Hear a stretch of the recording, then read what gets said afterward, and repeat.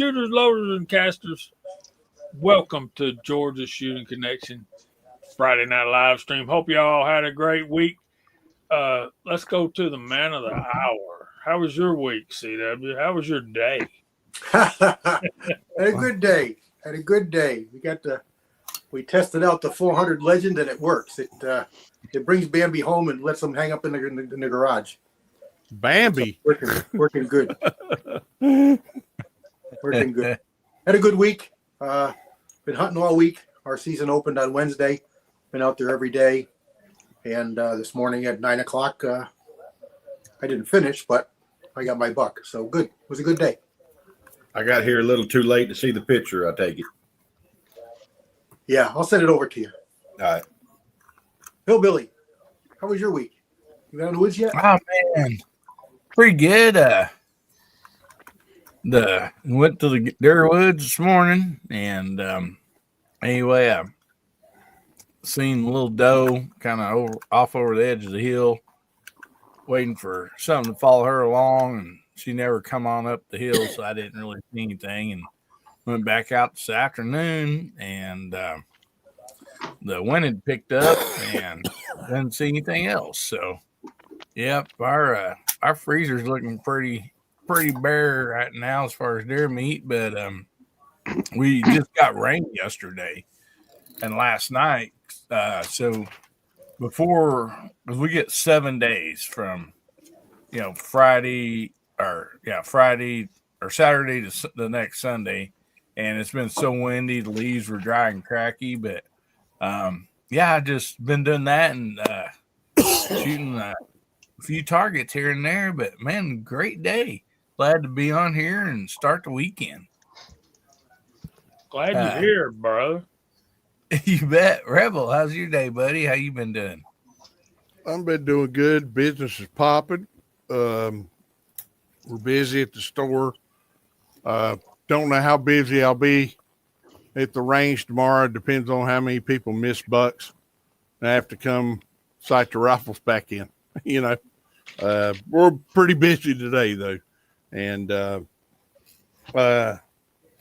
just moving along and moving guns and thank God, I can kind of breathe a sigh of relief and make bills, and that's always a small business's dream, put a little money back and hope for the best, and there you go.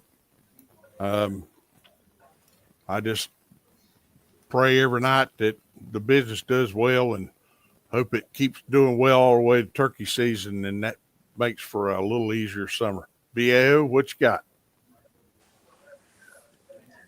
Well, we had a rainy week here, kind of an unusual weather pattern for my neck of the woods here in California. My average rainfall here is somewhere between 12 and 14 inches, and we got 6.5 inches in 6 days this last week.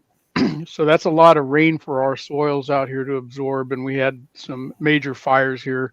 We burned 250,000 acres in my territory here this year already. So fortunately, most of that was in areas that wasn't very well populated, so we didn't have a whole lot of issues with mudslides.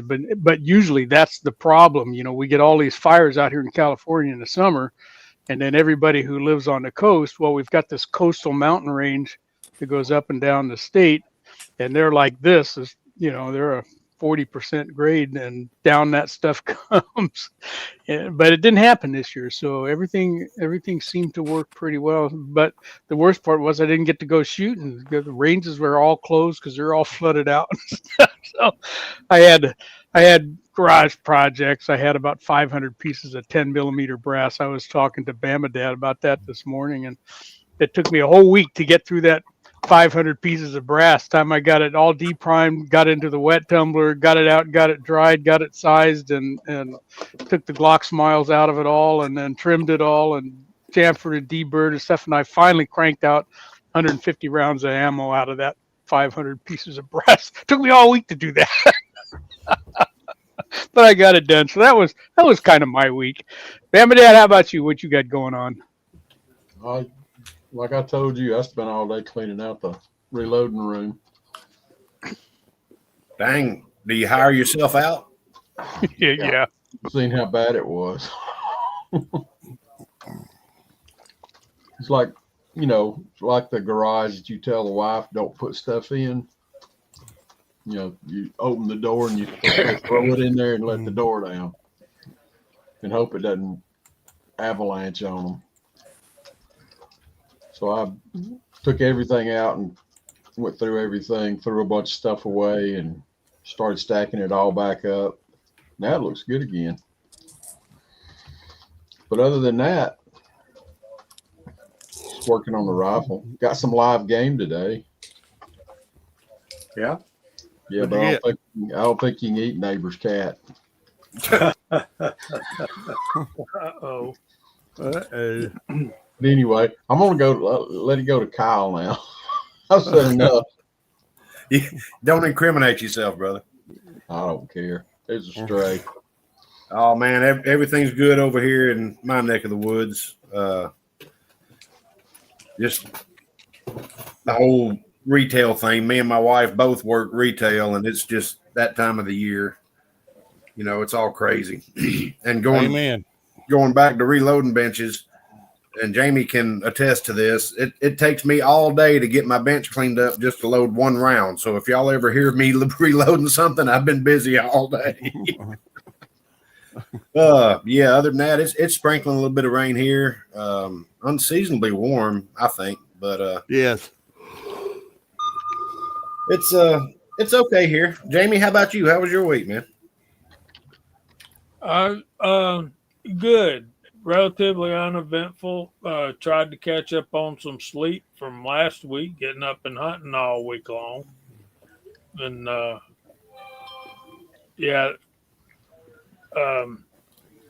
got a nice buck for around here, but that one CW got was awesome. That was awesome. Yeah, And that's a stud. my dang phone is blowing up. I don't know what. That last one was me. Sorry. Me and Ricky Beard was carrying on a conversation this morning. so get a like text 5 from o'clock in the Brian. morning, I say good morning, and I get back there's 7 or 9 texts, and my phone's beating out of my chest like this. I'm trying to sit in the deer stand, and Jamie's finished the story. Yeah, we get a text. Am I gonna have to turn the dang phone off in all caps? And I'm like, chill, big boy. It's all right. The deer are not getting your text messages. They're not. I know. Because me and my buddy are texting all the time back and forth in our stands, and just, are you seeing anything yet? No, I ain't seeing anything yet. He'll send one like, there's 2 does headed your way. I'm like, all right, I'll be looking. By the time I get the text, they just walk by. You know what? You're looking down there reading the text as they walk by. I ain't seen them yet. No, I see them, then I get the text generally. Oh. But yeah, man, it's a fun time of the year right now, guys. We've got football season. Look, I'm feeling ripped off. College football season takes 14 weeks to play out 12 games. It seems like we wait all year for Labor Day or Memorial Day to whatever it is. I guess it's Labor Day. Labor Day. Yeah, and it gets here and football starts, and then it's over at Thanksgiving. And Pretty much. here we are. We've got games, regular season games tomorrow and next weekend. Next week is rivalry week, if you're college football fans. And while we're on that subject, I want to say congrats to my brother, Garage Guy 879. He's a Virginia Tech fan, and they hired their new head coach. And there's rumors all over. I started to make the topic tonight about when is Lane Kiffin announcing that he's leaving from Ole Miss? But some people will not even know what that means. Other people will. Some people say, "Oh, he's talking football," and then He never stays anywhere long. No, he won't. He won't. You can't leave the little girls alone. I don't know about all that, but Oh, now. Bud with a gun, foosball, the devil. Yeah, it can be, brother. But anyway, football season is winding up because this is the last Friday night live stream that we will have before next Thursday, which is Thanksgiving. Am I correct in saying that? Yes, sir. Yep. Well, we want to talk about what we're thankful for. And we want to know, you guys in the side chat, we want to know what you guys are thankful for too. And all right, I promise I won't talk about football no more. We just lost 12 viewers.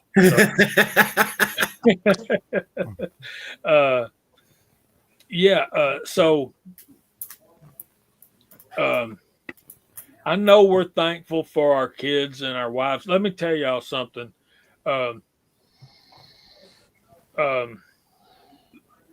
Our families are probably the reason that we get up and go to work every day. I mean, we can, we all have family or extended family that we think the world of, but let's go through the panel and just share something that we're thankful for. And I'll start. One of the things that I'm thankful for is all you guys. I'm thankful for the way you guys on the panel come together on Friday nights and try to make this place, make this a better live stream. All you guys on the side chat, if it weren't for you, we'd just have a Google Meets, and we'd sit around on Friday nights and chew the fat and all that kind of stuff. But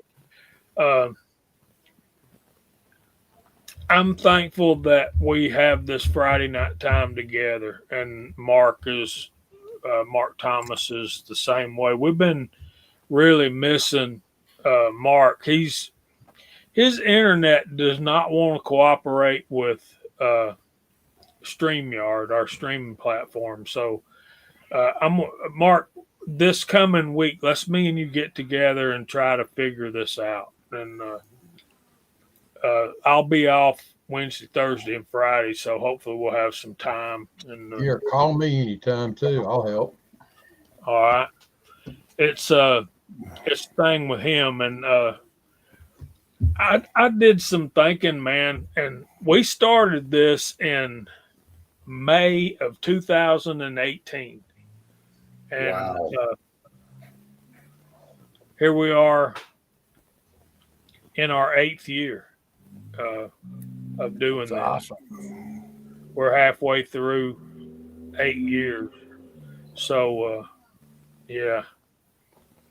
So that's one of the things I'm thankful for. I'm thankful for the way the Lord blesses us each and every day. And we'll get into that with the verse of the week this evening. And it's not going to be long, and it's not going to be anything y'all wouldn't expect. So that's something we can look forward to. Anybody else got anything they're thankful for?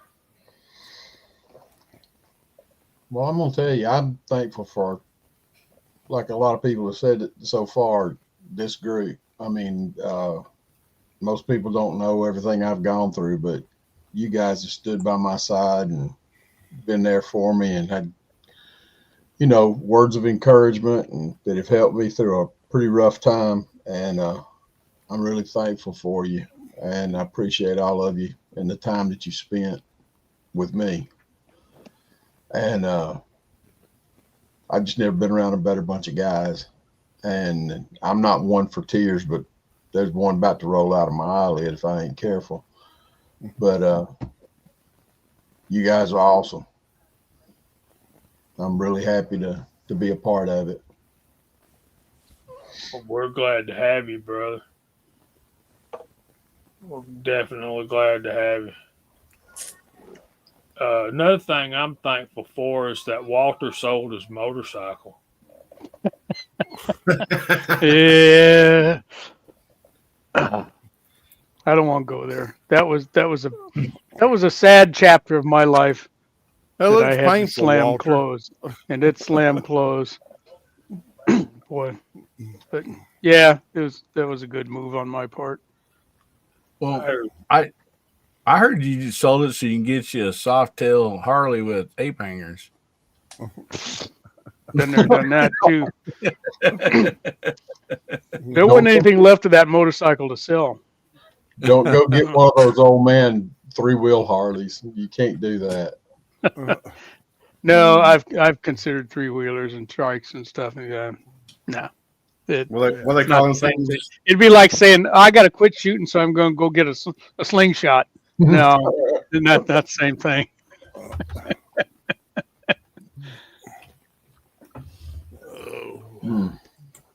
I can see Walter on a Can-Am. No, that's a 3-wheeler. So that's the slingshot.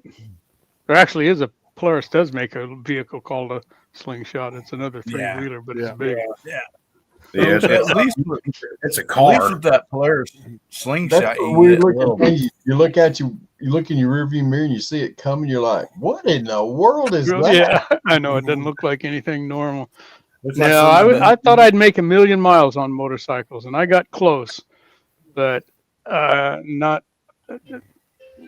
It was time for me to hang it up. I could not go through another recovery like that one from that last crash. That took 8 of my 9 lives away from me. So I said, all right, Ooh. I give. I can't complain that I didn't get to ride 950,000 miles or something. That's enough. What were you saying, Hillbilly? I was just gonna say, at least with the Polaris slingshot, you got a little Batman, street cred. It looks like the Yeah. Batmobile. Right? Yeah. Those what I've determined is those slingshots, not the slingshot, but the Can-Am Spiders are basically snowmobiles on tires instead of Yeah. Yeah. They drive about like that too. yeah, they're not designed for twisty turny roads. I've been on one and I was not impressed.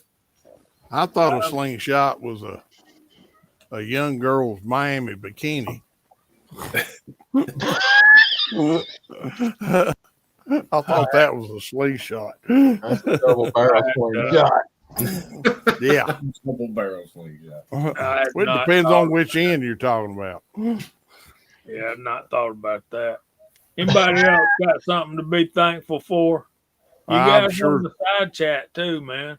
I'm sure thankful for all you guys. I never figured so many people would come down here to shoot with me. And even though I felt like crap at that time, that was a fun time. It really was. Tread, just because of, and I don't know if he's in the side chat, but I don't think he is yet. Tread, just because of his location for me, is a really good buddy, and I was glad to see him up here. But I was glad I've known CW longer than any of y'all, and to actually hold his hand and shake his hand and say, "Hey, buddy," after talking all these years, is it's kind of surreal. Yeah. It really it's really surreal. I've had friends of mine that were on other forums and formats, and their wives would call us imaginary friends and things like that. But it's not like that here. We're real life. Touch us, and we're meat and bone, and we meet up with one another if we can, and support one another if we can. It's not like any other group I've ever been around. So I'm thankful for that. And of course, I'm thankful for what family I've got. And y'all pray for my business partner, Chad, who's undergone, y'all know I've told you he's a paraplegic. He's undergone 2 surgeries in the last 2 weeks. And I ain't going to get into detail about it, but it's been pretty serious stuff. And he's had to lay flat on his back for the last 6 weeks, and it looks like 6 more weeks. Yet I'll text him and say, hey, I made this much of a deposit and I put this much in cart at these 2 vendors. And he says, 10-4, buddy, I'll fill in the rest. And I'm getting orders in left and right. I'm like, Chad sees how much money you put in the bank. You better tell him how many bills you got outstanding, because he's going to spend every available bit of it to stock that store. He's anal retentive about how the shelves look, and he woke up from surgery today and looked at my text, and he called me. He said, what do you mean 4 guns? So those new guns went out the door today. I said, I'm telling you. I said, one person bought 3 and another person laid away 1, and the price was right, and they liked them, and we know what kind of market we're looking at, and just so y'all know, we've been selling the heck out of those 334 Stevens rifles that look like Tikas, and escort shotguns, which are copies of semi-automatics. They're copies of 1100s. They've got an O-ring, just like an old tried and true 1100, and they're all made in Turkey, and they're all real low priced, and at least for my demographic, that works. I got 2 Remingtons on the shelf, brand new. By the way, CW, I got 2 short barreled 243 ADLs. That's what they had in stock. And I picked it up. I looked on the barrel, and the manufacturer is Remington in Georgia. So they've got that new plant up and running, and it said 243 1-8 twist. Oh, Now, that's the smartest thing I've seen from Remington, and I've been worried about them in a long time. So if you're going to have a 6mm barrel blank, it might as well be 1-8 twist. Then you can go 6 Creedmoor, 6 Arc, all the other 6s. Everybody's 1-8 now. That's smart. So you run them 100-grain bullets and they'll stabilize really well, huh? You can run 110 grains. Yeah, I was going to say they make a 112 or 115 to probably stabilizing the.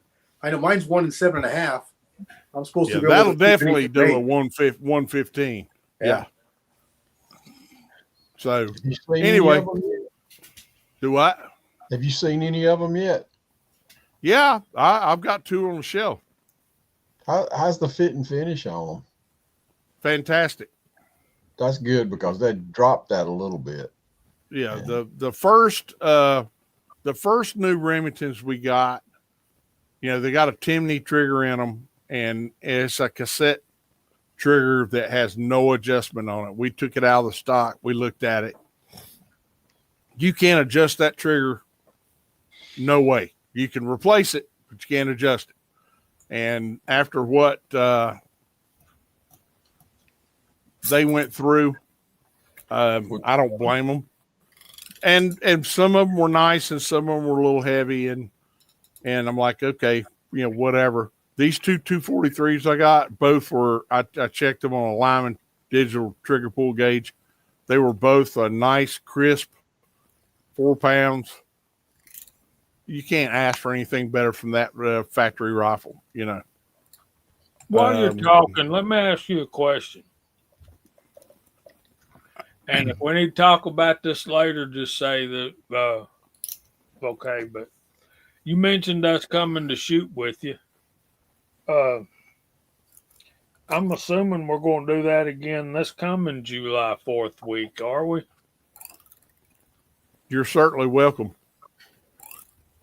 certainly Well- welcome. I hope more people come. Well, let's go ahead and start promoting that and getting it out there. So, and you guys around close by, or even if you, hey, look, if you want to fly into Hartsfield, I'll come get you. You know, and fly into Charlotte, whatever. We'll pick you up at the airport. You can get a rent a car, whatever. But the week And of I'll the have 4th of vacation July, time by then. well, the week of the 4th of July, we'll get together with the Rebel. We call it the Rebel Shoot. And he has some pretty nice facilities. And if we need better, we'll find some. And that's just the way it is.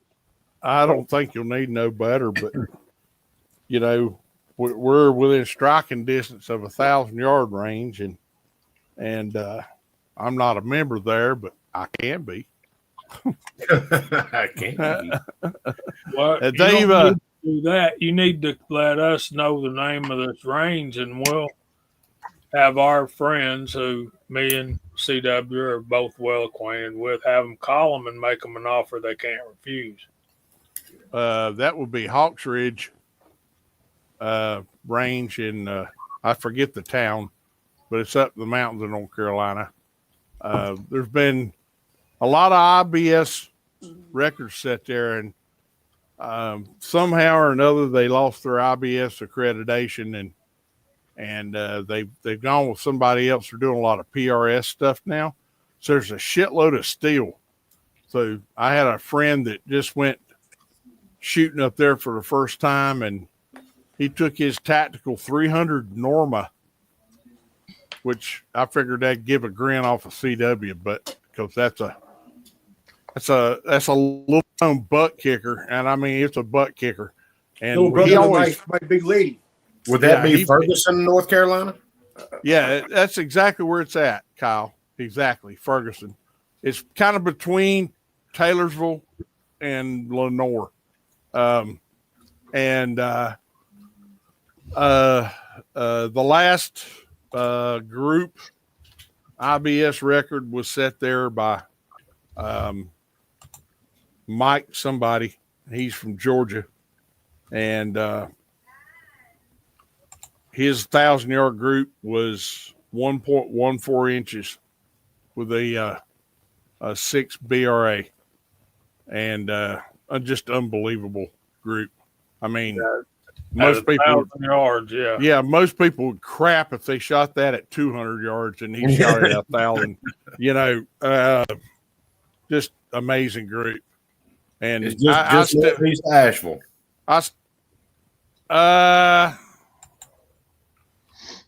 It's further from Asheville than you think. You know, Well, it's kind of right between Charlotte and Asheville, but north. Yeah, it's actually closer to me than I am to Asheville. So I'm an hour and 15 minutes from Asheville. I'm closer that way. You know, it's due north of me. So, and if you want to pop Vale, North Carolina, or Hickory, North Carolina, you'll see that it's kind of northwest of me. But nice facility, super facility, and they got a lot. Like I say, they got a lot of steel now. And Nate was showing a video. He always videos himself, and he videoed downrange shooting at 109 yards on a steel plate, and that 300 normal was like katoom, and you the muzzle brake's so loud you couldn't hear the steel ding, but you saw it. It was like katoom. It was that fast, and he was shooting a 308 at 600, and that 300 Norma got to 1,000 twice as fast as the 308 got to 600. It was unreal, and just 230 grain bullet just absolutely hammered that plate.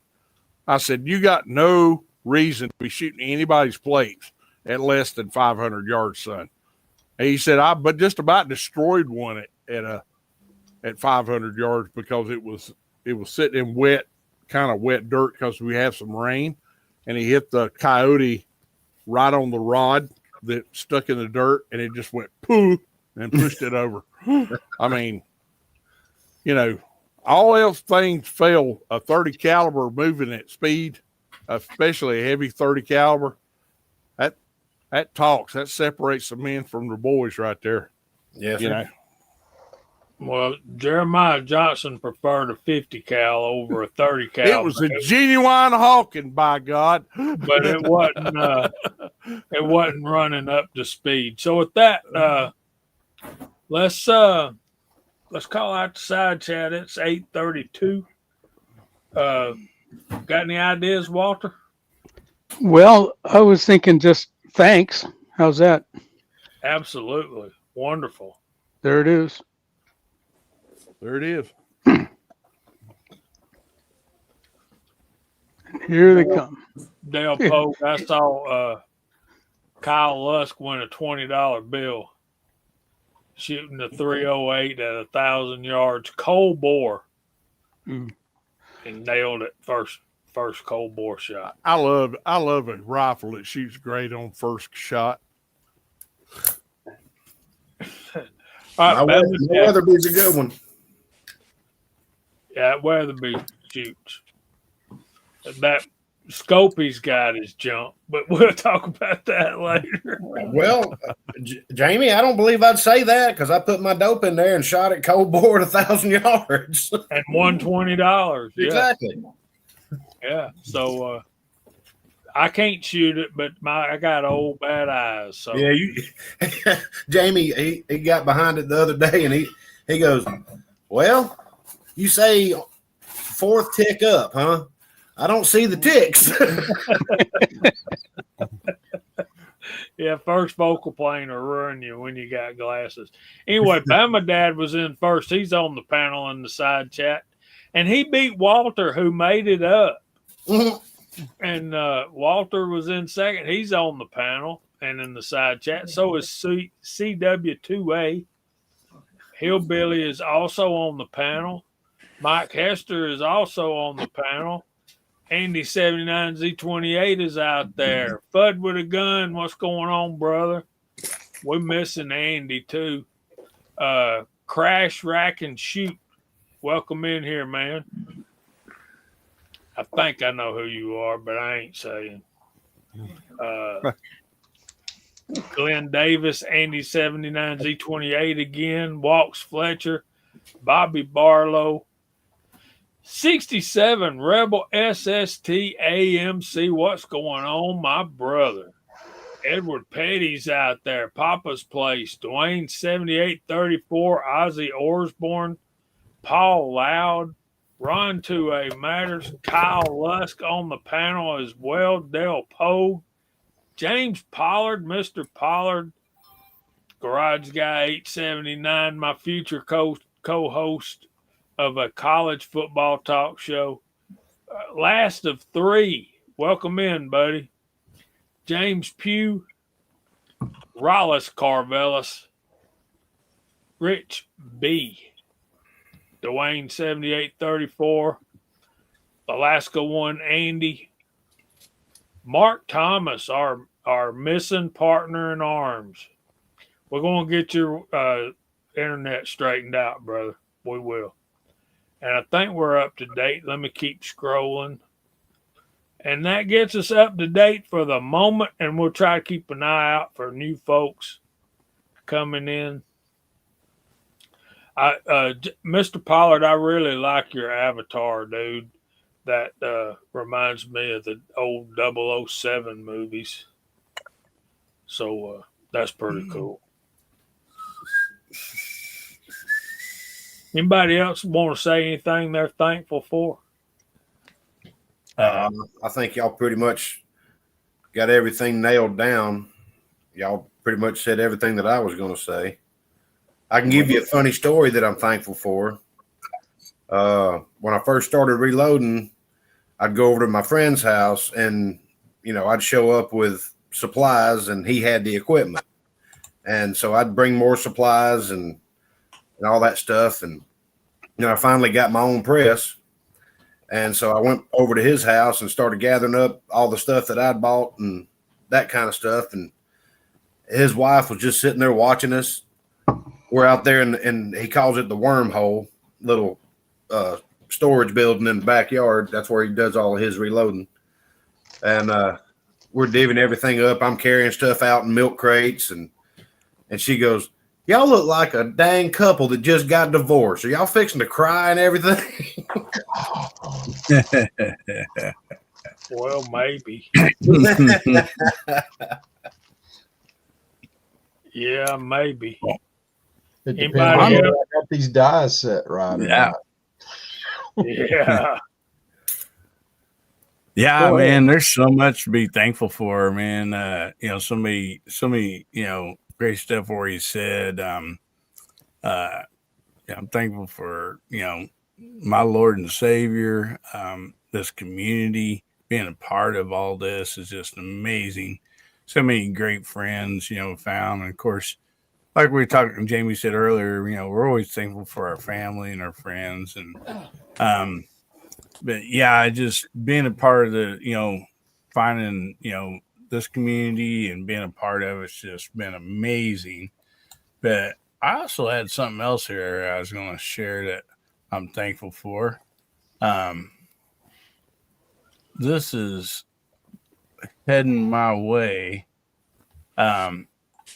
This is Old Marlin, Gold Trigger, 35 Remington.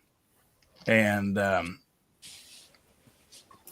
had one. Well, my grandpa's was my first deer rifle, and I go up and hunt with him and all that, and so that was supposed to be handed down to me. And anyway, let's just say it didn't quite make it. So I've been looking for one, and that's what the thing about this community is. Buddy of mine, taking rimfire, he'd found this, and he sent me pictures. He's like, "Hey, I'm getting this one way or the other, but do you want it?" I was thinking of you when I got it, and so anyway, I don't know if I skipped a picture or not there. No, but yeah, it's Well, it's an anniversary edition. Yep. yeah. And Nice. so, man, I'm very thankful for this. It's got an old Tasco 3x9 on it, Hey, Japanese one, yeah. glass. And, Yep. yeah, so that will be coming my way. And, it's just, that goes back with, the community, just, they're family, just everybody's family, it seems like. And so, you just can't ask for a better community to be in. I mean, everybody's just so amazing. Yep, met a lot of great people through, I'm sad to say it, but through YouTube. We all complain about YouTube, but it's been pretty good to me other than the occasional aggravations. Exactly. And it really has brought a lot of people together who you never would have suspected you could have become friends with. If I'd have looked at some of this crowd around here and said, "Who the heck are you guys? You don't speak Californian or nothing, man." Y'all talk with some foreign language, but now look at us. We love you too, Walter. Hey, I can't help it, man. The force of the hippiness runs deep with me. Let it flow through you. That's it. Yeah, it's funny, but yeah, I have to agree. I'm overly thankful for the connections that I've made, through this thing, and it's, we talk to all of you all the time, one way or the other, either through comments on the videos or, learning how to deal with that pesky wind at the range. I found out all about that today from this guy's video up here. Did you guys see that when he put up there today about how to solve the problem with your wind out there when you're doing bench rest Wind stuff? flags. The wind flags, the hillbilly wind flags. I thought that was great. Oh Lord, what did you use? Oh, there it Cooter's is. got them up for sale. Yeah. For $1 more, you can get a hillbilly rock to go in it. And Yeah. Oh, he it put was up funnier the than heck. production video. So. Yeah. I hadn't seen that You one. take your wind flag and you put a rock in that sack and hang that sack from your wind flag, and the wind just quits. You know, Oh, it's just yeah. that thing just hangs straight up and down, and it's great. It's a miracle. Magic. I laugh, and I get more laughs too out of this outfit, so that's fun. But and at my age, I'm 78. I'm thankful every morning I wake up and see something besides the grassroots. You know, I thought about buying some wind flags to put down to, see how the wind's blowing. And I thought about it. Why don't I just put 2 clotheslines down through there? You get 2 things done at once. There you go. Booms out there.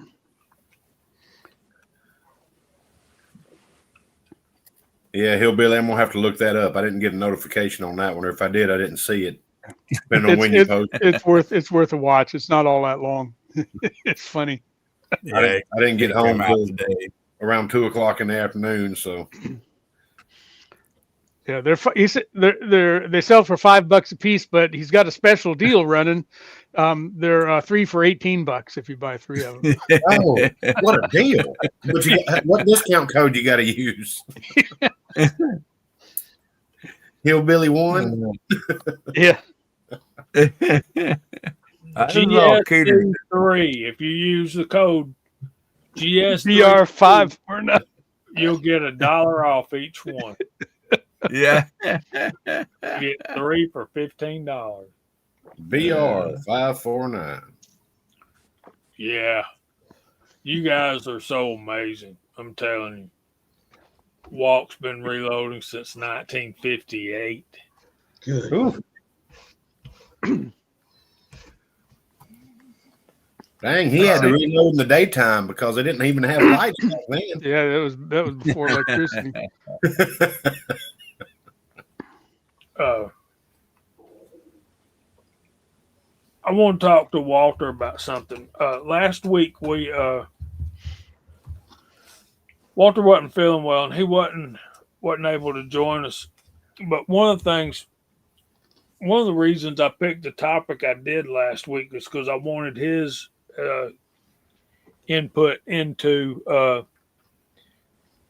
I know Walter hadn't hunted in some years, but back in the day, what bullet was? We talked about projectiles that we used that we'd had success with, and we wanted to give you an opportunity to answer that question because I really wanted your input on that particular question. All right. Well, I can do that. Couple things. First, back then, when I was really just kind of getting started when I was hunting, because if I didn't hunt, I really didn't have much in the way of meat. So we hunted deer. Our deer here in the coastal California area are not big. If you shot a buck that weighed 120 pounds, you had a big one, and that'd have been a 4-pointer. And we didn't hunt the way you guys hunt. There wasn't none of this climb up a tree and wait for the deer to come to you stuff. You saw that at the same time I did, didn't you? The territory is mountainous, not hilly. It's mountainous, straight up and straight down. The average range height here is about 6,000 feet, and it drops down to the river bottoms and the canyons at maybe 1,000 feet or so. So you're climbing up and down. So we were out the couple 3 weeks before season would open, which was in July here at the time. That's changed a little bit now. On horseback, doing the scouting. And so you had to scout, you had to find the deer trails that were active and look pretty hard. And it was chaparral type vegetation, which is shrubbery that can get up to maybe 15 feet high, not much in the way of trees. There are a few pines. When you get up over 5,000 feet, you start to see a few pine trees, but they're pretty sparse where I was hunting. So it was up and down these canyons. Usually we were working with the ranchers at the same time, moving some of their cattle around for them too, because we're horseback. So you'd find a likely spot. There'd be some what other folks would call a meadow. We call them a potrero out here, which would be an area where there wasn't a whole lot of trees, a relatively flat spot, and we'd find a place where we could probably hide well enough just before dawn and see if the deer would be moving. So we were mostly, scouting and walking. That was hunting for us. It wasn't standing still, and paying attention to wind and stuff. And an average shot, probably 50 yards at best. That was about as far as you had a clear shot. So I've shot my Winchester 94 30, no optic, and I shot Winchester Super X 150 grain soft points, factory ammo. I didn't reload anything back then. I started reloading later, while I was living in the same area, when I was working part-time with the sheriff department out there.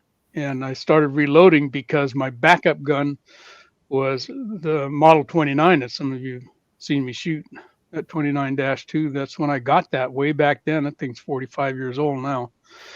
And in order to practice with it well enough so that I could qualify with it, I had to shoot it quite a bit, because the qualification round was the same as it was for the Smith & Wesson Model 39 POS duty gun that they had us use. It was horrible, I thought. Anyway, I didn't like it.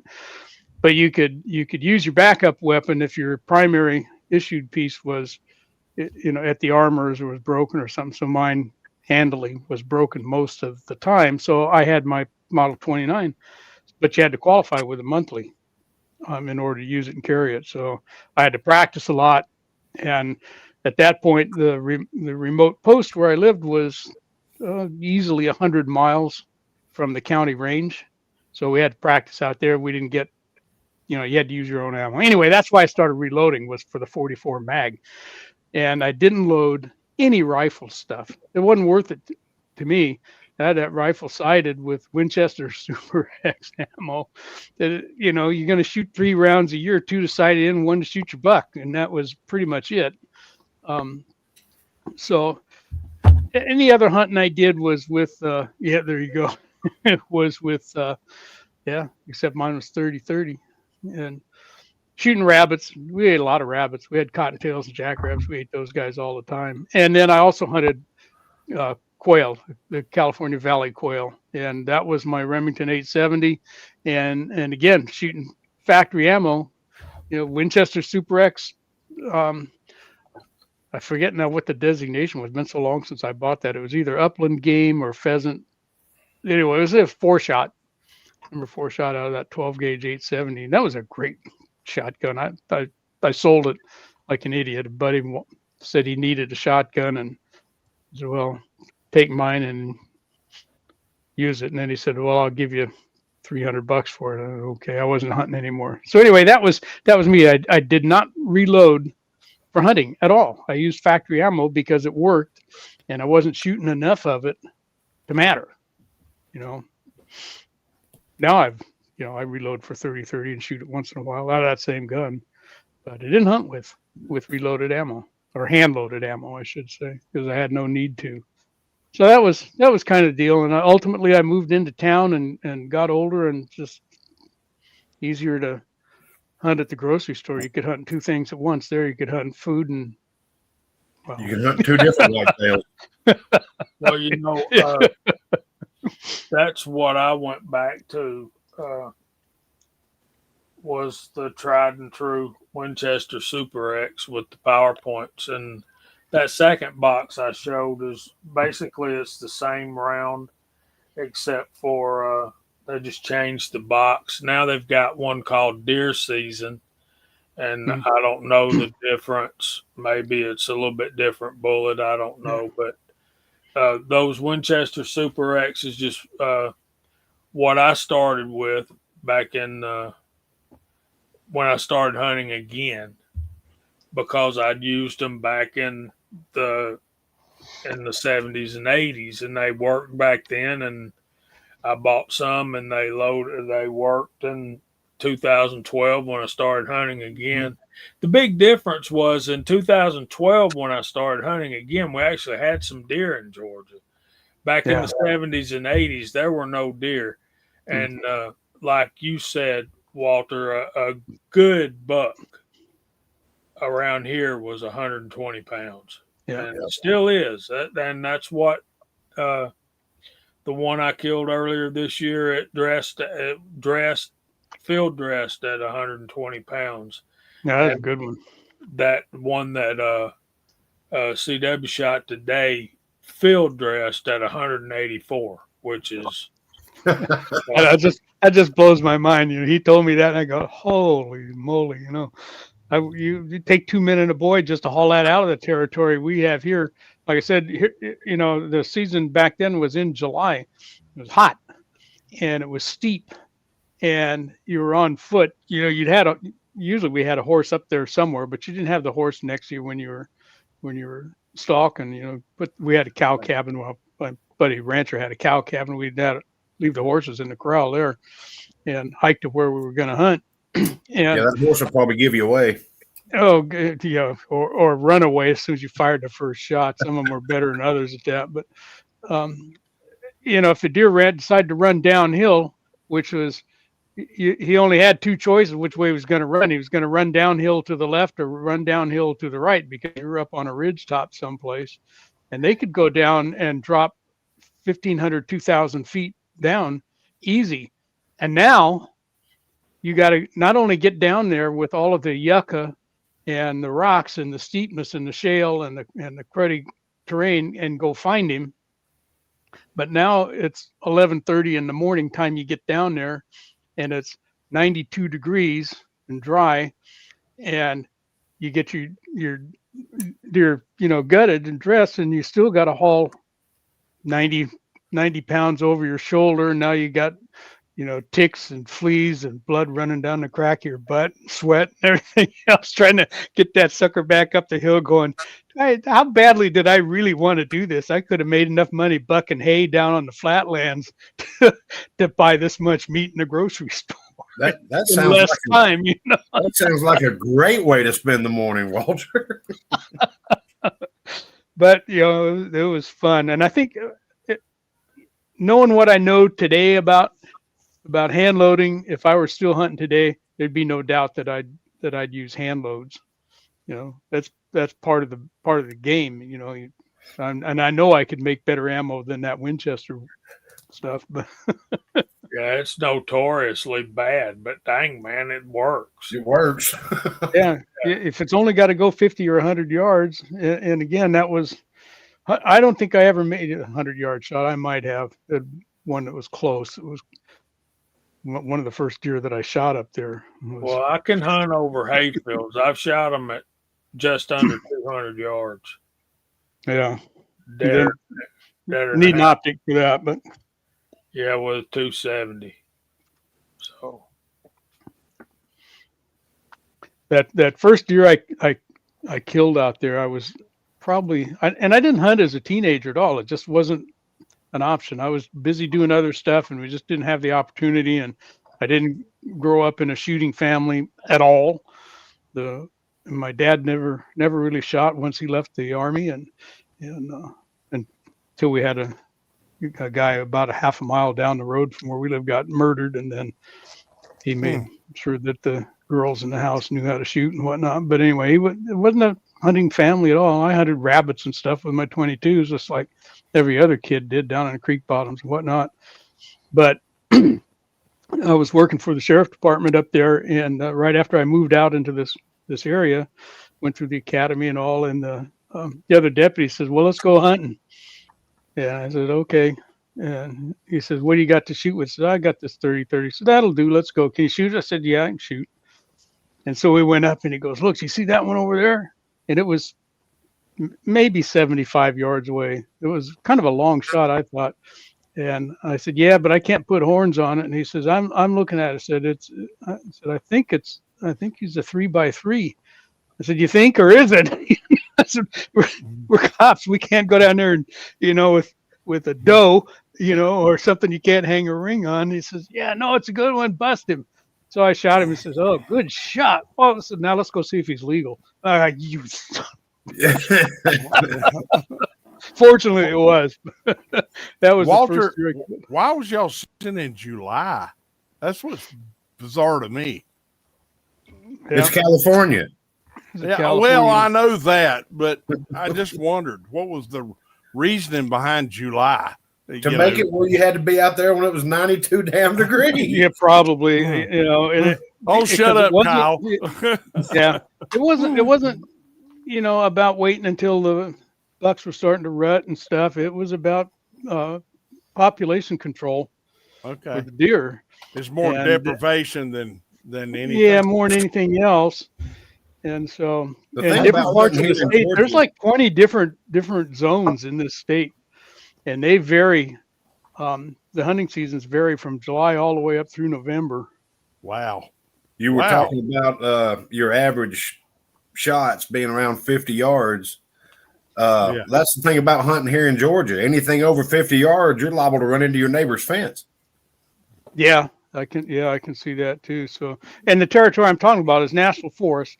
Now you could get down on some of the flatlands if you knew the ranchers and stuff, and if they'd let you hunt their fields. And I did sometimes with a quail. I had a couple pretty good contacts there where I could hunt on private property, and we had lots of quail back then too. And I had a good dog. Oh man, a great bird dog. A Labrador of all things, but boy, that dog loved to hunt. Hey, me and you have shared a kindred spirits there. I've had two good bird dogs and loved it, but your territory didn't sound too much different from where I first started deer hunting, which is an hour north of here. It was anywhere from 5,000 feet to creek bottom and like that, and substitute yucca and chaparral for rhododendron and laurel thickets and there you go. And humidity. We had humidity. Humidity was not that much of an issue here. No, you're a high desert. Let's talk about some of these comments for a minute. And Walter, that segued it perfectly into our next topic, which we'll get right to. Ozzy, that's a good deer anywhere in the country. 221-pound field dress is a good deer. Mm-hmm. Garage Guy says you should write a book about your hunting adventures, Walter. Walk says none of these Eastern boys will never hunt California. Never a long time, Walks.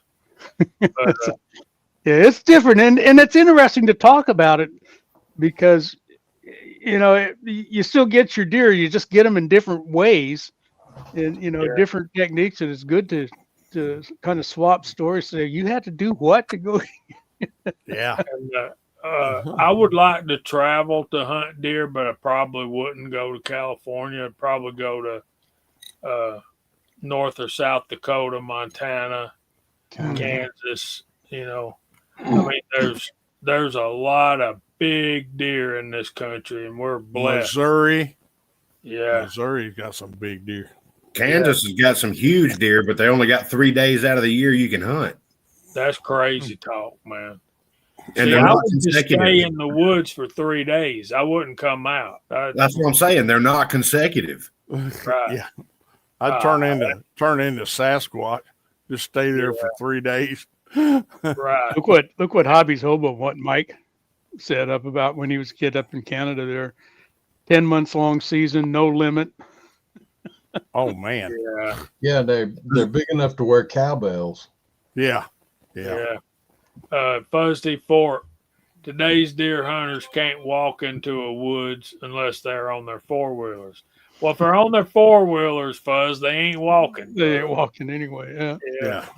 Dwayne says there's biggest one here in North Florida took 175-pound mold to mount the hide tight. Ozzy says 120 pounds a good doe. Yeah, I get it, but guys, we're blessed to have the animals that we have, and if you can go ride 10 minutes down the road and hunt, and the biggest buck out there may be 200 pounds, most of them are 150 walking on the hoof, 175. That's a blessing, guys. You don't gotta go travel and do all of those things, but man, it sure does seem fun to be able to go after a 250-pound 10-pointer with base beams bigger than your wrist. That's just, yeah. And then we got people like my buddy Ricky Baird. He says, "I'll kill a doe. Does eat better than bucks anyway." And Amen. And that's a fact. Well, we had 10 deer killed in between here and the neighboring counties that were over 160 last year, and we're way over 200 pounds on the hoof. We're getting a better class of deer here. I don't know if it's because they're soybeans, if it's because they're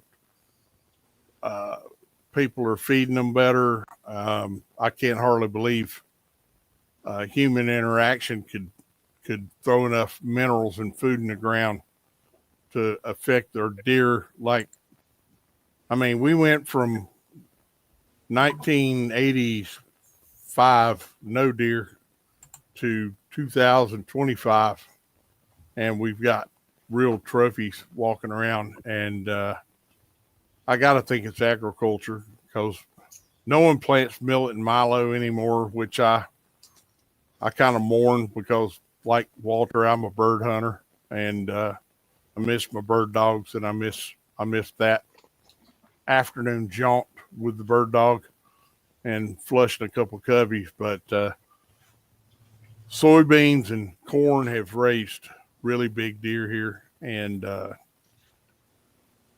it's remarkable. I wish I could just post pictures of my local taxidermist and what they brought in this year so far, and archery and muzzleloader, and it's been telling. I mean, it's been telling. When you see a deer with bases like my wrist, not only is he old, but he's got good genetics, and I never imagined we have that here. Yeah. He's got good genes. Yep. Yeah.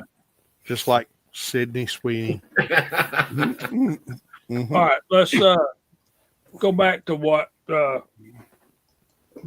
Walter was talking about in the hand loads. I think we can all agree on the panel and in the side chat, there's a difference between a reloader and a hand loader. And I'm not insulting anybody. I'm just, I'm not. But there's certain cartridges, certain guns that if we own them and if we're going to shoot them, we're going to have to reload for them. What are some of y'all's favorites? Now I've got some foreign Milsurf rifles that I'm still working on a pet load for, and I don't have to reload for them. I can still buy the ammunition. 7.62 by 54R and 8mm Mauser. But some of the other stuff, like say you have a Mauser that's 7.5 or 7mm Mauser. Or that Argentine, like I've got. I've found some store-bought ammo for that thing. It's almost $2.50 a shot. Right. I had to bite the bullet, and then no pun intended, but bite the bullet and start casting and reloading for it. I'm not. And even if the stuff was available factory in your gun shop, who can afford to get out and even practice when it's costing you $250 every time you pull the trigger? Exactly. Yep. I hand load every rifle cartridge I hunt with. Don't have to load for 308. Don't have to load for 30-06. But I do have to load for 260 Ackley and fire for them. And I load for 6.5 Grendel and load for 300 Blackout. Depending on, that's a very versatile cartridge, depending on what I want to use it for. Subsonic or supersonic. I could go on and on and on. I load for 243. Not happy with factory ammunition and the up until now, most 243s were sold with a 1 9.5 twist barrel, and they didn't stabilize 100 or 95 grains super well. You had the occasional anomaly that shot those grains good. Mine prefers 85 grains and below, and an 85 grain partition will put a deer nose down in the dirt in a heartbeat. Plus, based on shot placement, 4570 I hand loaded for. I hand loaded for everything. Yeah, and for me, being a non-hunter, I could afford to shoot 9mm. I guess 9mm factory ammo has come down quite a bit. It's still around here. It's 30 cents a round, 2 bits a round, something like that. But I shoot a lot of the bigger calibers, 44 and 45 Colt and stuff, and I can't.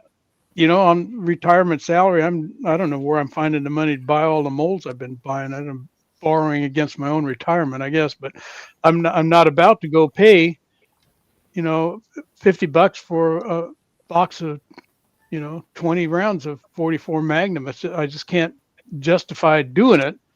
And so I'm loading not just to save money, but because it's fun and all the other reasons that we could list for hand loading. But if when you ask the question, what calibers do you reload for because you have to? For me, it's those bigger caliber handgun.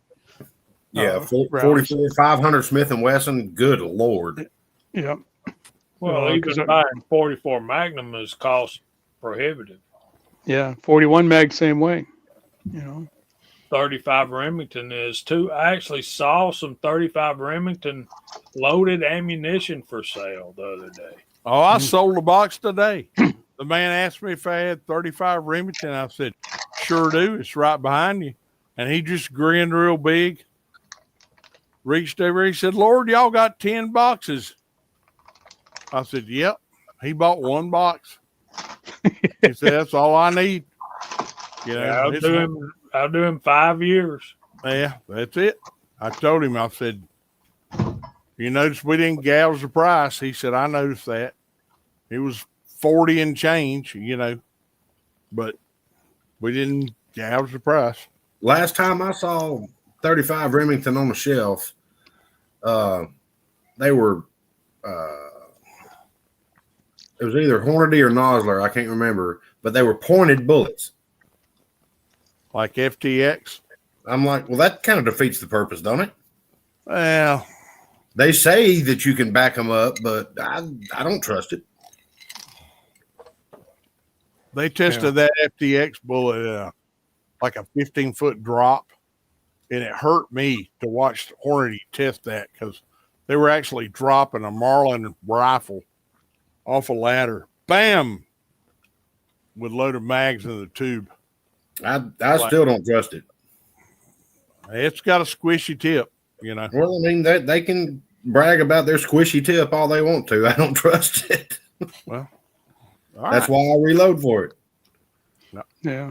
And Abigail's got a good point there too. And we've talked about this before that, a number of times, that one of the main reasons you would reload, despite the fact that factory ammo may or may not be available, but you can adjust the performance of the round that you're making for your specific firearm.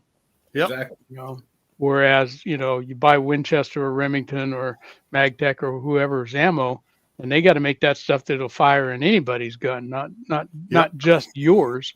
But in particular, if you've built, any kind of a custom rifle, you want something that's going to shoot perfectly in your gun, and it's probably not going to be factory ammo compared to what you can do Whether yourself. it's 5 thousandths off the lands, mag length, 10 thousandths, 35 thousandths, whatever. If you got the time, we got the beer. It's you just gotta play with it. Glenn Davis, the answer to your question is on the comment on the screen. He asked how many bean sprouts does 20 rounds of 35 Remington cost these days? I'd say, 45, $50 maybe. No, it's like 42 plus tax at my shop. Walk says, I know most of you only hunt with jacketed bullets, but I have always hunted with cast. No complaints. That's fuzz. Yeah. I've hunted with cast bullets in the 35 Remington. I cast the bullet, I reloaded the ammo, shot the deer, brought it home, cleaned it, processed it myself. Y'all got to remember, Fuzzy lives in an outhouse with a Coleman stove and 47 cats. And 47 cats and no septic. They got to be fed. Yeah, that's right. So, he has a different perspective. I love you, Fuzz. Love you, Fuzz. That's when you need to find a yuppie with a chicken coop. They wouldn't like his 45 long colt. Yeah, Abigail. Good comment right there. Let's address this. I think if you look in your reloading manual back to the part where it says for M1 Garand, I believe those loads will be fine. Oh yeah, 48.95 mostly, and for an M1 Garand. I'm sorry, you gentlemen are pronouncing that incorrectly. Actually, he's pronouncing it correctly. We say Garand here in the South, but the 48.95 load for semi-automatic rifles is the military load is awesome, and it's pretty under pressure for most bolt actions. Wouldn't you agree, Jamie? When we went to the CMP Talladega, I fell in love with those 1917s, and I will have one. I will one day have one of those, and I'll be running that load in that gun because they are under pressure. Do you want a mil spec one or a CMP one, or do you want a sporterized? I want the CMP one. Okay, I got a beautiful sporterized 03A3. Oh my goodness! Send me pictures one of these days. Oh God, gun porn. That's another Gorn. thing. That's it's called Gorn. That's another thing you get with this group.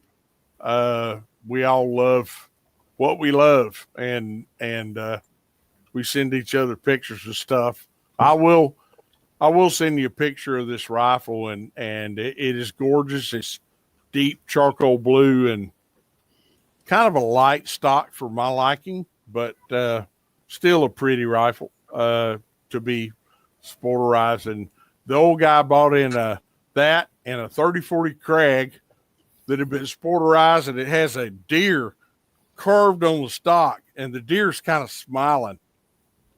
Oh my! And I kind of call it the dope head deer. I was like, that sucker had he smoked something heavy, before he was carved on his stock. But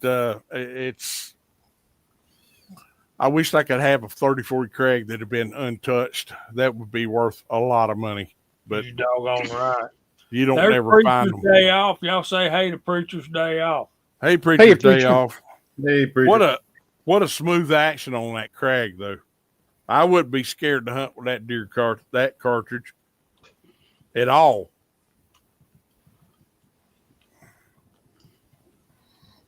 I just love that action. It's so weird, flipping over that side gate, and you can almost throw the rounds in it and Just And dump go them to in there. yeah, go to town. It's neat.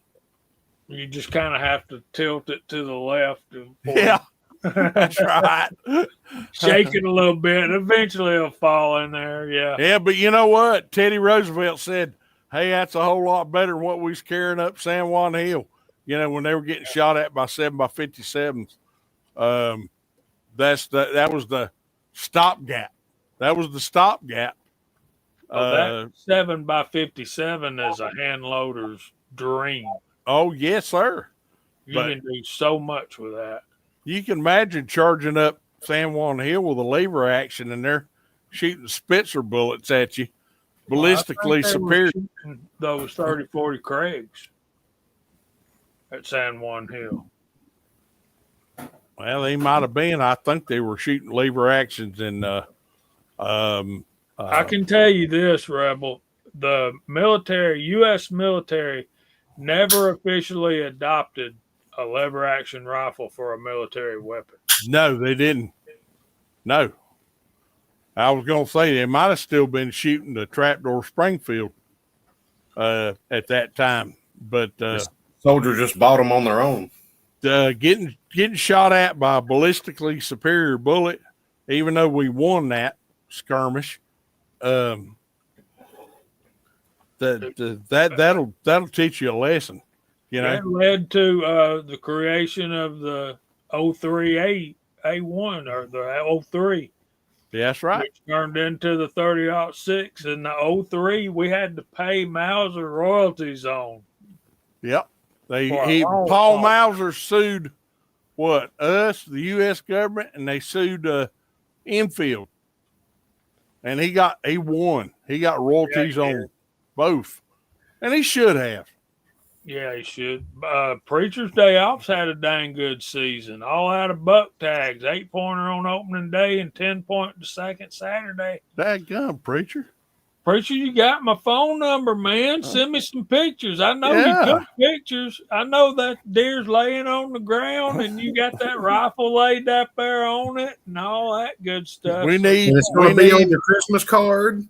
we need a wall. We need a wall. Georgia shoot connection, deer killing wall. You know, Look at that mess right there. Walks Fletcher. First U.S. volunteers officers all bought Winchester 1895 carbines at a Texas gun shop. Yep. And then they got on a boat and went to San Juan, Puerto Rico. Yeah. So, Ron Wayne. Yes, we did say Craig. And Craig Jorgensen. we appreciate you and your knowledge and expertise. Can you tell us if that was what the Craig was what was used in the Battle of San Juan Hill? Yeah, Crash. Yeah, preacher. Picks or it didn't happen. Yeah, I hear you. Yeah. My contention is the 30-40 Craig came after San Juan Hill. It was an answer to a problem. You Well, know, think about what you're saying, though, Rebel. They never officially adopted the Winchester, right.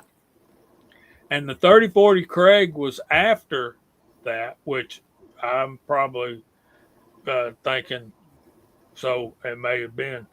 It didn't serve that means long. They were, that means that they were the official rifle they were using were still those single shot sharps. No single shot trapdoor Springfields that Custer got his butt kicked with. Yeah. Which were 4570. Yes, sir. But they were black powder. So after about 10, 15 shots, that trapdoor started getting hard to close. Yeah, and you had to stop and clean it. You had to stop and clean it, and which is why them engines with all them lever actions whooped ass. That's what I still think that, and you got to remember, I may have my history off. There you go. Ron but Wayne says, yes, sir. All the Winchester, along with 18 Winchester 95s, chambered in the same. Yeah. So they would, what cartridge was the 3040 Craig? I guess that was the 3040. The 3040 Craig caliber. Was its own cartridge, and it shot a Pinty Spitzer bullet. Just like a 7x57. They realized how ballistically superior that bullet was. So the first model 1892 Craig was adopted in 1893. New York National Guard used 1873 and 1884 rifles going up San Juan Hill.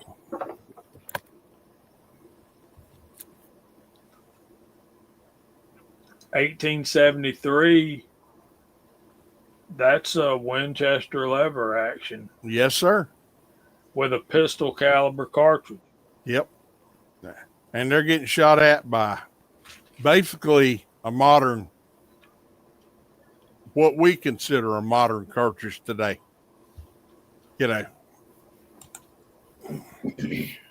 Thanks, Preacher. I'll check them out. We still won.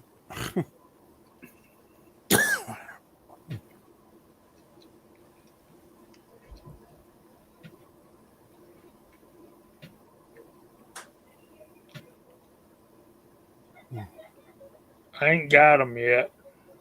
You sent them. Maybe I did.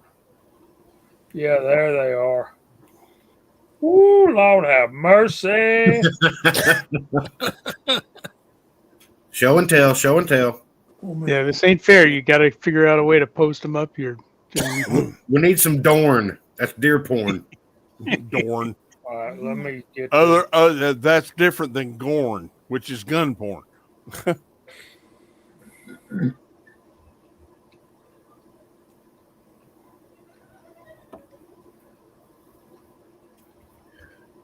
Jamie, you're making this way too complicated. Just turn your phone around and blow yourself up.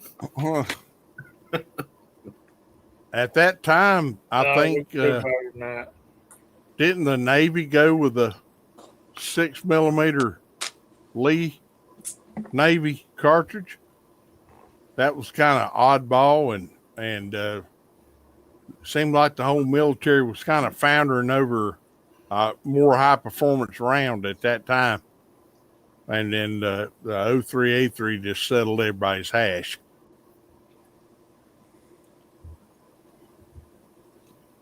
Yeah, let's get these through and I'll show you all these pictures. And he's just like I described. Deer laying there with gun on it. We're so predictable. A typical Southern gentleman. And there's a certain way you guys ought to take pictures of your deer. Don't sit 6 foot back from it where your head looks like a little pinhead and make the deer look like it was a 400 Boone and Crockett,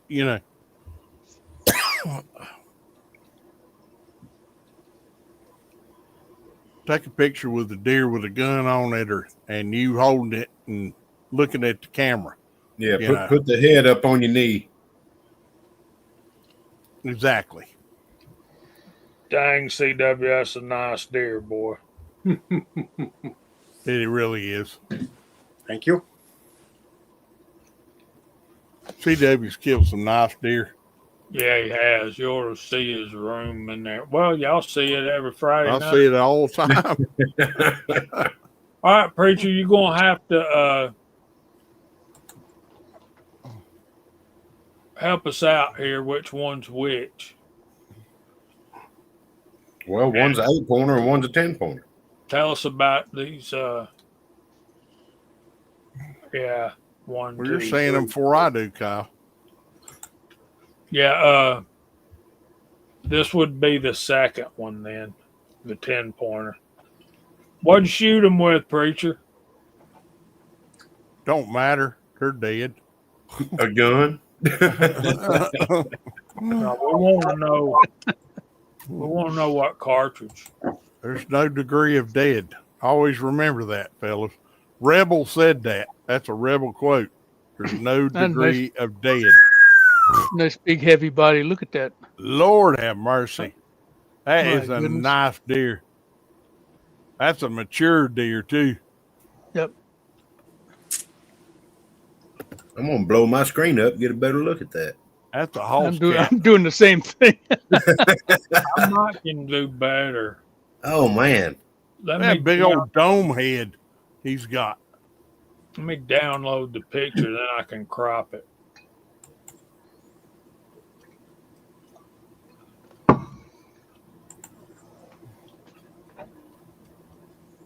Yeah, that's only 23%. Let's see if we can do this now. Probably not.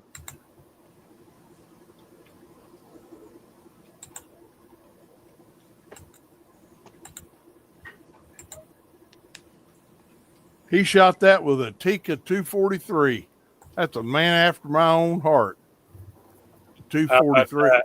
Is that better? 240, 243 will lay an elephant in the dust if you put the shot in the right place. Look at that. That is a beautiful deer. Oh, Lord. But the bad thing is, knowing Preacher, that's not going on the wall. He's got bigger ones on the wall. Yeah. That one he sent out with his Christmas card, oh my gosh, that was a gorgeous animal. I remember that one. Ooh. That's All right, something we don't get a lot around here, those kind of semi-chocolate horns. Our horns are mostly white. Yeah. Same with y'all, Kyle. James. Yes, sir. No, Yeah. we get those chocolate ones. Well, Do you? those are on the very old ones. Some of them they're mostly white, but they got a little brown in them. And they get real old and they start getting a little bit darker. Oh my goodness. Oh my goodness. Uh-oh. Well, Jamie, just stop. Do I need to blow my screen back up? And anticipation's killing me. You're killing me, Smalls. I'm going to need to blow my screen back up. Yep. That's opening day, right? Woo! High and tight. I like that. Look at them brow tines. I'm assuming, preacher, that's in Arkansas.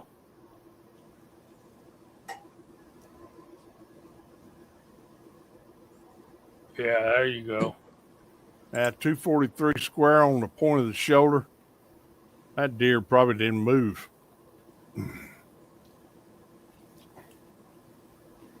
Yeah, that's a man after my own heart. Night walks. Good night, brother. Night walks. No walks. Yeah, that's a nice. Both of those are nice, preacher. Old And 6 minutes. 9:30. It's time for our verse of the week. Yes, Oh sir. boy. Let's go. We're gonna make this pretty straight up and simple for you. Are we still in Isaiah or where are we at? No, we're in Psalms. Oh, okay. Psalm 100. Make a joyful shout to the Lord, all you Yeah. lands. deliverance. Serve the Lord with gladness. Come before his presence with singing. Know that the Lord, he is God. It is he who made us, not we ourselves. We are his people and the sheep of his pasture. Enter into his gates with thanksgiving and into his courts with praise. Be thankful to him and bless his name. For the Lord is good, his mercy is everlasting, and his truth endures to all generations. Let's go back to verse 1. We'll chop these up a little bit. Make a joyful shout to the Lord, all you lands, not just the people of Israel. All people throughout all the world need to be joyful for who the Lord is and what he's done for us. Serve the Lord with gladness. In other words, don't dread getting up Sunday morning and going to church. Come before his presence with singing. Be glad you're allowed to come into the house of the Lord. Be glad that the Lord has made you and that he saved you. He is our creator after all. He made us, which is what it says right there. Yeah. Know that the Lord, he is God. It is he who made us and not we ourselves.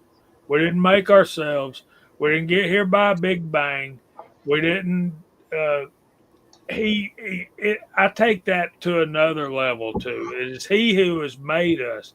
He created us, yes, but he's made us into the people that we are. If we've experienced any success at all in life, you have a wife, kids, you had a job, you made your money, you're retired, whatever. It's all blessings from him. We are his people and the sheep of his pasture. We wouldn't be anywhere without him. Enter into his gates with thanksgiving. We all got plenty to be thankful for if we'll just look and take time to scope it out. Into his courts with praise. He is due our praise, and he is the only one. Be thankful to him and bless his name. That's one thing we read a lot in the Psalms. Bless the name of the Lord. How can I bless the name of the Lord God Almighty who made me from nothing? How can that be? By what we're doing right here, by telling your friends about how great God is and all he's done for us.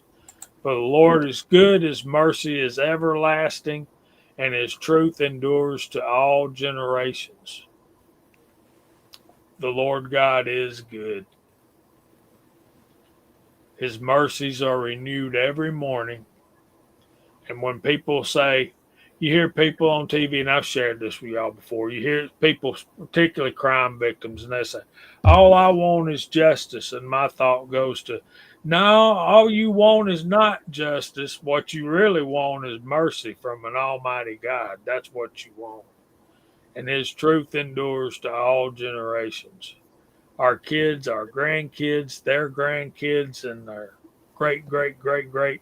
I mean, his mercy has been extended to all people throughout all generations, and it always will. And we just praise God, and we take this coming week as a time to remember all that he's done for us and to share time with our families, get together and break bread and have good meals, and then hope you don't pass out and miss the best plays of the football games on Thursday.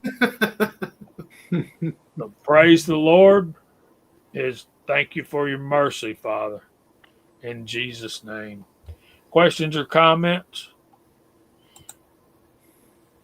Sums up a lot in one short chapter, Just, Five verses right there. Yeah, 5 verses. Really, really good reminder. Short, sweet, and to the point. Yeah. We're the created, not the creator. Yep. So yes, sir. Preacher got it right there on the farm. Good work, man. Good night, preacher. I guess you're gone by now. Good night, Had to do preacher. some math, and that's been working math problems instead of listening to us. And there's 6-shooter Texan. Where you at, man? We're missing you, dude. We've had a good, lively conversation this evening. Any more Mhm. comments about Psalm 100? I just got a kind of a general one about the verse of the week, and we're talking earlier about things we're thankful for, and that did kind of flash through my mind, but now it's back good and solid, and that's one of the things about this particular chat that I really do cherish, and on a Friday night, it's well, on any night. What am I saying? It's good to have refreshers and reminders because as a human, I can be as forgetful about where I came from and who I am and what I should be. But the verse of the week is always a little bit of a shot in the arm for me, a little bit of a spiritual shot in the arm, and I make good use of it. I'll tell you, that's one of the great things about this particular chat. And there's others, but this is a good piece of this one, I think, and I am thankful for it.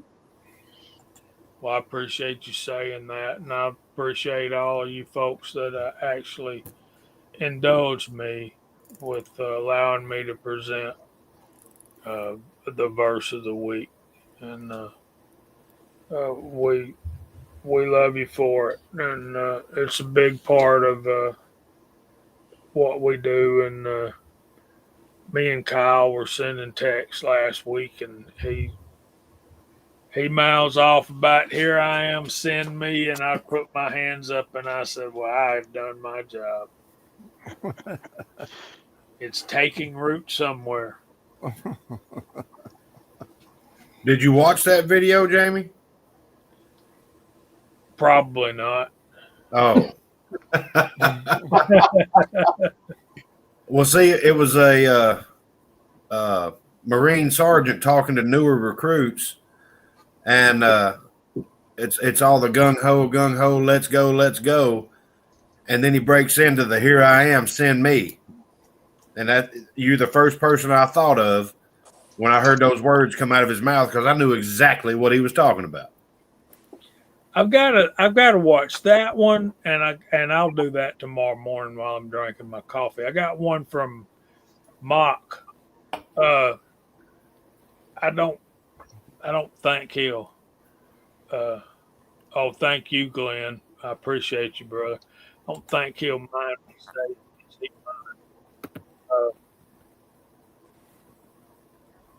Mock got his first deer ever earlier this week.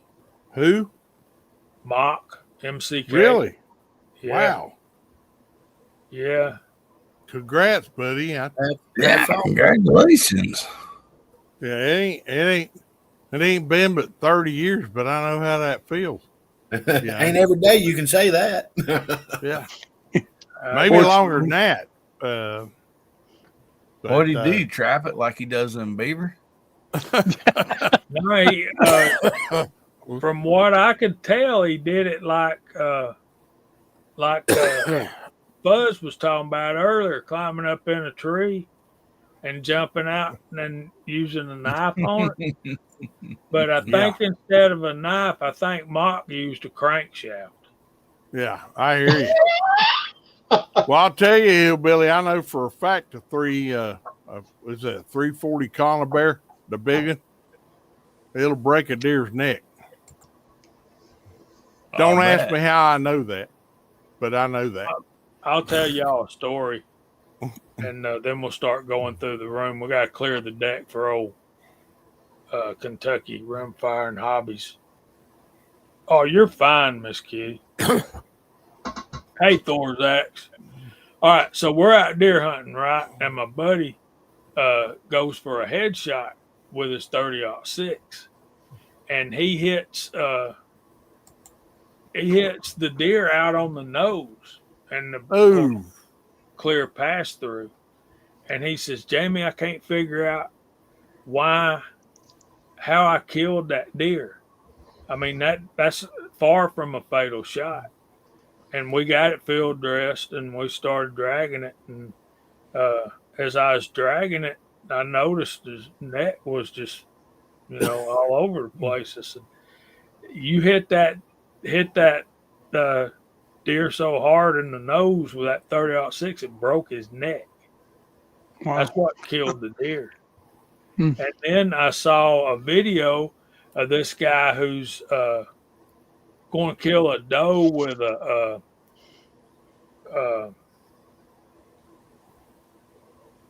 50 Yeah. cal, 50 BMG, Kind of overkill. and Eyes out. the deer he shoots, the deer falls dead right there, and he goes out there and looks on the deer, and he missed. The sheer shock and concussions what killed the deer, broke his neck. The vacuum blew through the ear holes and sucked his brains out the other side. Yeah, it seems like it. There's I tell one that people all the time, a 30-06 is, if it was invented today, would be called a light magnum. Yeah.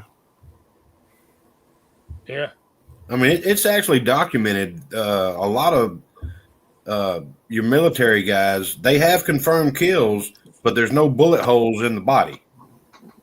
If they've proved it that if a 50 cal bullet passes within so many inches of your ears, the concussion will scramble your brain.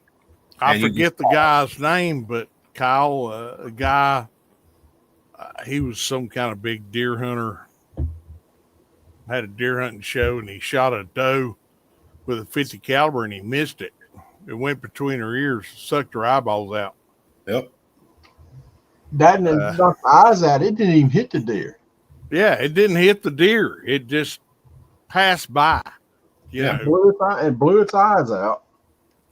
Well, I mean, you're talking. It did more than that. Yeah, Blowing its eyes out wouldn't have killed it, but It cracked his skull. That's what it did. The sonic boom, the sonic wave cracked his skull. That is a lot of mass and a lot of speed. That's 750 grains. That's not a 30-06. But you could replicate that on the nose shot. You know, it's the sheer energy of that is awesome. You know, awesome. Miss Kitty, that's sad they don't let y'all hunt no more. All right, let's start going through the room and we'll clear the deck. Kyle, you want to go first, bud? Sure, we can do that.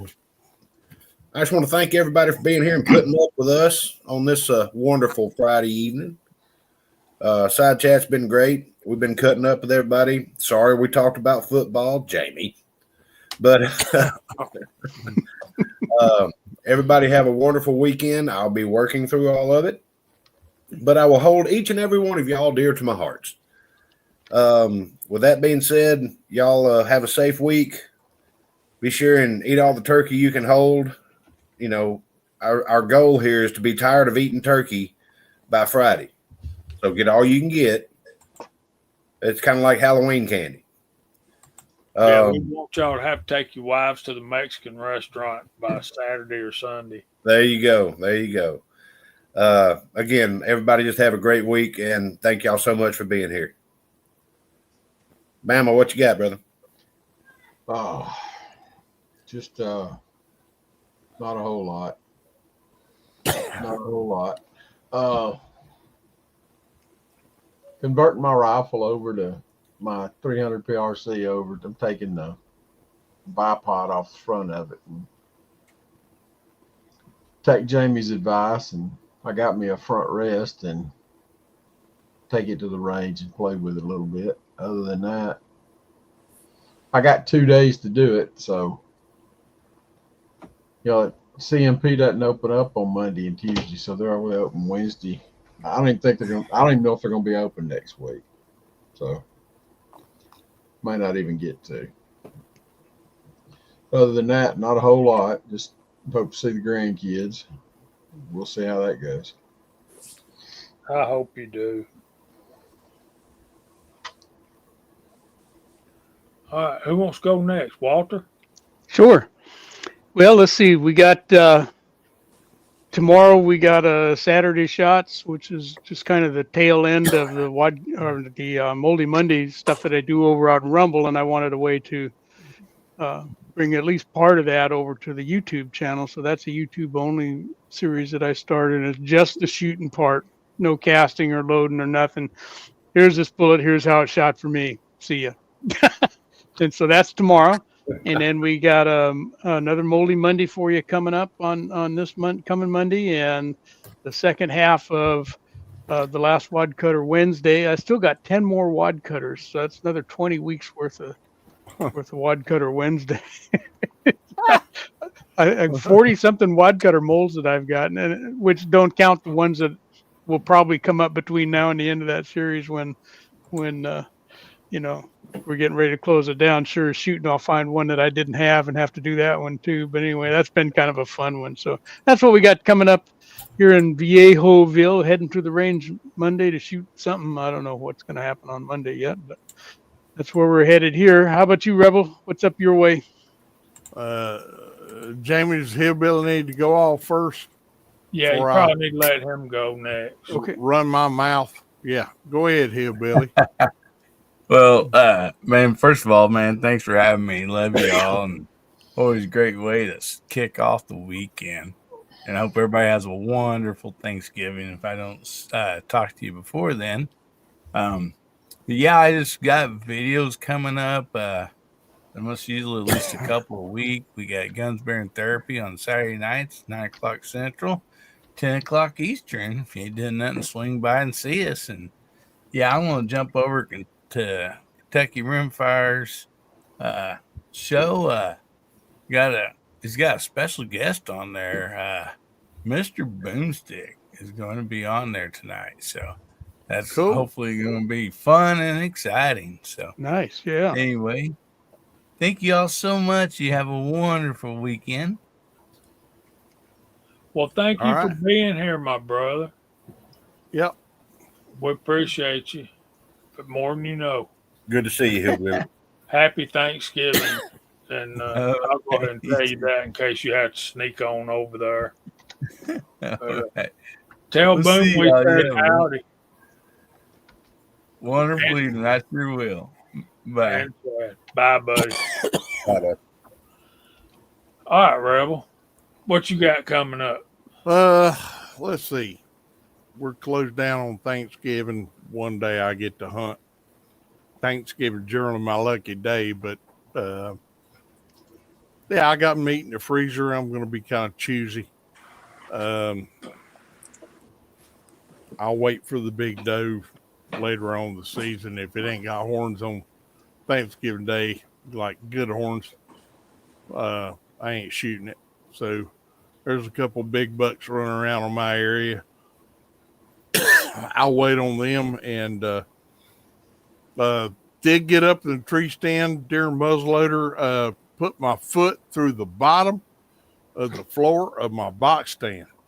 And I got privet hedge and all kind of stuff growing up under it, and it's nice and camouflaged, which means I don't look at the bottom of my stand a whole lot. And I got that thing joisted up 6 ways to Sunday, but single piece of plywood. Anyway, much to my surprise, one corner of it rotted out. So last Sunday, with a barred four-wheeler with me and a bad knee, I had some 1-inch oak boards, and I put an oak floor in that bad boy. 1-inch oak floor, and That'll last a while. it'll be a while. Yeah, and it's nice and steady. My office chair up in that thing started to crash out, so I need to look. I need to look for a new comfort chair. I might do a lazy boy if I can get it up in there. You know. Oh, good God. I'm kidding, Kyle. I can't get it through the door. But a good Well, office you can chair. fit through the door. It can fit through the door. Yeah, I don't know, but I like hunting out of a box. I had deer all over me last Saturday, and as y'all can tell, I still got a little bit of a cough from the acid reflux that I've got, and I coughed a couple of times. The deer never even looked up. I insulated that box. It muffles the sound. It's great for an old man, you know, to be able to climb up 6 feet and get in a box and hunt. And you know, I'm not that guy. I sold my climbing stand a couple of weeks ago to a younger fella, and yeah, I'm not climbing trees anymore. I'm just not going to do that. If one of us falls at our age, we're going to be in bad shape. So, Oh, speak for yourself, old man. all right. Well, yeah. You take the 20-foot challenge and see what happens. I've restricted myself to ladder stands and my mama before she died, she bought me a hunter safety system vest, and of course I was a lot skinnier then. And she said, "You about got to promise me you'll wear that when you climb up in a tree." I said, "I will, Mama," and I wore it religiously. But you know what? I don't think it's rated for me nowadays. So the box stand on my own land is fine. The farmer informed me that he lost his daddy, unfortunately, who was a hell of a good guy, and he helped his son out a whole lot, and his son's got a trucking business and a farming business, and the trucking business is kind of taking over the farming business, so he's going to have to cut out a whole lot of his small areas, which includes mine. And he said, "I can do this or I can do this." And I said, "Look, I don't want hay growed on this land. I want ag. I want soybeans or corn." Okay. And so he said something to a big farmer that's the neighbor, and he agreed. And he pays more per acre. I still can't get farm tax. I don't have enough land to do farm tax unless we do some clearing. But he rotates corn and beans, whereas the old farmer just did beans. So that's going to be a plus, having corn one year and soybeans another year. And hopefully I buy my corn from the same man. So I'm like, if you're growing corn on my property, do I get at least 10 bags for free? You know, we'll have to work out something there, but it's going to be interesting. But still walking a lot of young people through. I had a young man go down to the range today with a brand new Gen 2 Ruger, and somehow he cocked the bolt without it being in the rifle and didn't understand why it wouldn't go in, and brought it up to the shop. "Can y'all fix this?" Didn't buy the rifle from me. I recognized the problem. We put the bolt in the vise and pulled it down, and you know, he's kind of looking apprehensive, like, do these guys really know what they're doing? And we finally got it turned enough, because that's a 60-degree throw on those Gen 2s. I think 60-degree. It's not like a Remington. And got it in there and got it where it cock and shoot. And he said, "Is the rifle messed up?" I said, "No." I said, "I just don't know how you did that." And he said, "I don't know either." I said, "Well, don't do it again." And Don't do what you don't know that you didn't do. yeah, he just bought the rifle yesterday. He still had the same crappy scope on it that came from the factory. Yeah, I don't know what it was. It was crappy. And he was shooting factory ammo and ready to go deer hunting tomorrow. I was like, well, there's the next wounded deer running off into nowhere, you know, and it, unfortunately, it happens a lot. You know, the more deer we get, the more young men get into the sport, and they just don't have the they didn't read Elmer Keith. They didn't read Jack O'Connor. They didn't read Fred Bear. They didn't immerse themselves into ethical hunting, and they just think, well, we'll just go up there and put a shot in a deer and right through his guts, and it'll just be right there. Fortunately, I got a son-in-law that does have ethics, and he's got a lot of nice trophies on the wild one. He looked at me, he said, Mike, I noticed you only have one buck mounted and one doe mounted. I said, Dale, you don't rate a deer hunter by the measure of the horns he has on the wall. He said, well, how do you rate a deer hunter? I said, well, the last deer you killed, you tracked it a couple 100 yards, and I'm proud of that, but you had to rely on a drone to find it. I said, you're a modern deer hunter. I said, learn how to track, son. That's all I got to say to you. Learn how to track. And shoot better. He shot it he bow killed it. So, and that happens. That's a dirty little secret in bow hunting that a lot of people lose deer with an arrow.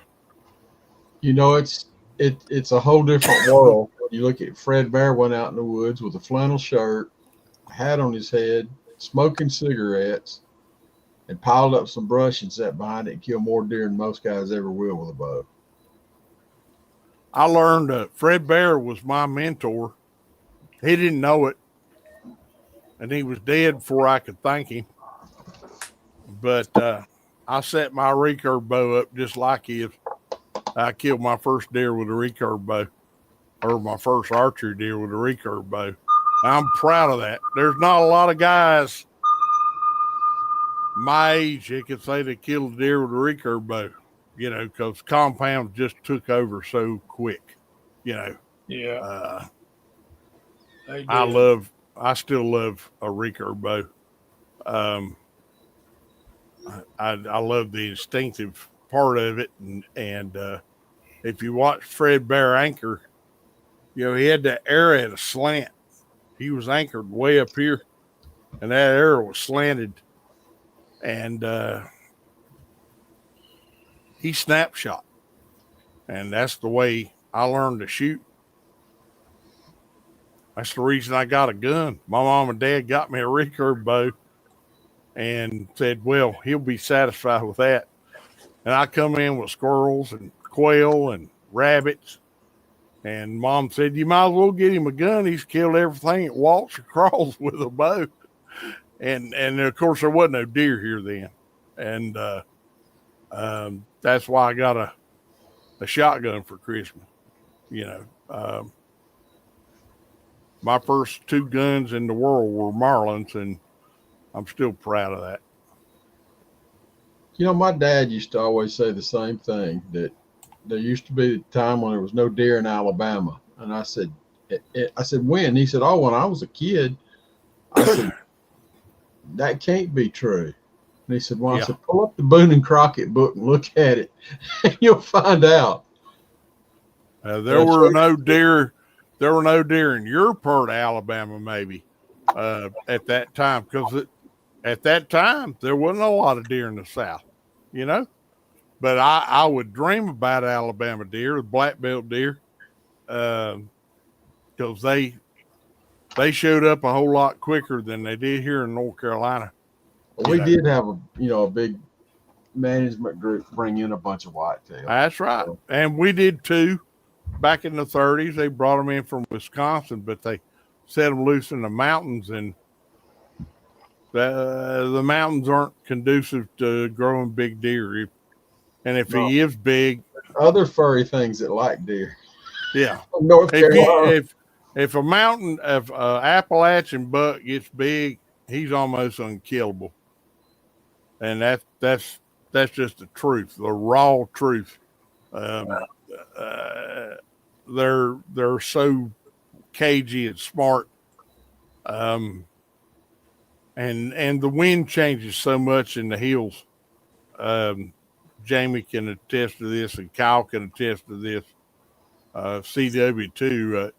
In the morning, the everything's all the winds running one way, and in the evening all the winds running the other way because the thermals and it's so much different. Even when you get down here in hill country, the wind's a little bit more predictable, and they're more used to human interaction around here than they are in Pisgah National Forest.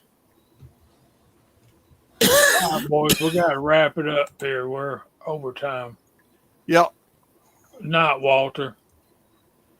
Not CW, Walter. what you got coming up? I got a couple of videos on some Fax and Barrel that I picked up for the 1022, and it ought to be interesting. I got to install a talk about video and then a range video.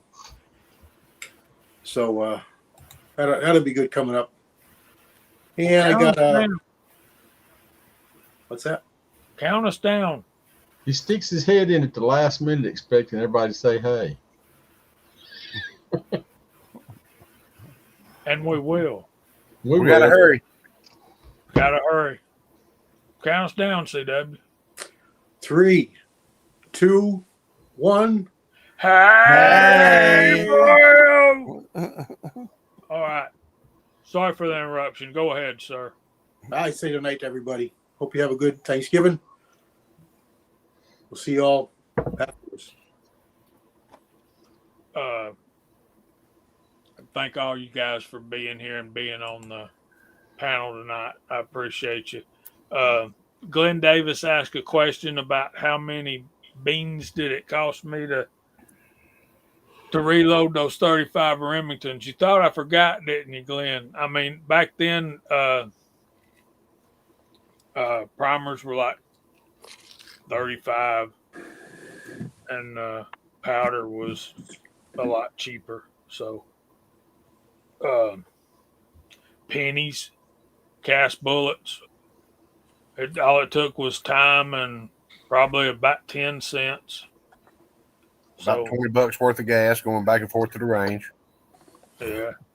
So with that, I will say, y'all make sure you have a happy Thanksgiving. Remember our verse of the week, Psalm 100. Read it with your family on Thanksgiving Day. The Lord bless you and keep you. The Lord make his face shine upon you and be gracious to you.